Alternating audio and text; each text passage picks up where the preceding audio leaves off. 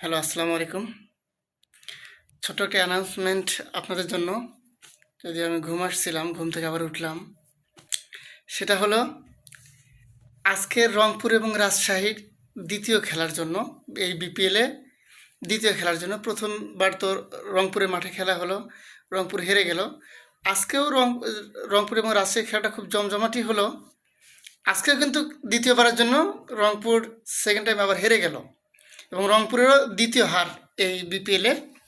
আর আপনার রাজশাহী হচ্ছে দুইবারই রংপুরের সাথে জিতে গেল। আচ্ছা, ভালো না?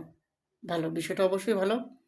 কিন্তু বিষয়টা হচ্ছে অনেক বন্ধু বান্ধব এই যে মেসেজ করতেছেন, মেসেঞ্জারে নক করতেছেন, রংপুর হেরে গেল, ছিঁড়ে গেল।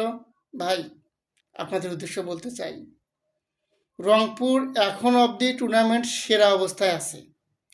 সেরা অবস্থায় থাকার পর রাজশাহী, আমি প্রথম ম্যাচ হেরে যাওয়ার পরেই বলছি রাজশাহী আমাদের ভাই ব্রাদার, আমাদের পাশের ডিভিশন, এবং আমরা আগে একই ডিভিশনে ছিলাম রাজশাহীতে। তো রাজশাহী জিতে গেছে, এটা ভালো হয়েছে, খারাপ না। রাজশাহী পয়েন্টের শেষের দিকে ছিল, তো এবার পয়েন্ট একটু উপরে উঠছে, এটা খারাপ না। আর এই যে এত হতাশ হওয়ার কিছু নেই। রংপুর, তো রংপুর আসলে বিশেষ করে বীরের দেশ বলা হয় রংপুরকে। রংপুর শব্দের অর্থটাই হচ্ছে এখন আগের মতো মফিসার নেই, এখন হচ্ছে বীর। বীরের মতোই কামব্যাক করবে, নো টেনশন। আর মেসেজ আর কিছু দিয়েন না, কোনো লাভ নেই। বিপিএল ফাইনাল কিন্তু এখনও আছে। সো রংপুর এখনও সর্বোচ্চ পর্যায়ে, হয়তো ফার্স্ট সেকেন্ডের মধ্যেই এখনও আছে। হতাশ হওয়ার কিছু নেই। খোঁজ হবে, দেখা হবে চূড়ান্ত খেলায়, অর্থাৎ সেমি এবং ফাইনাল দুটাই রংপুরের সাথে মোকাবেলা হবে।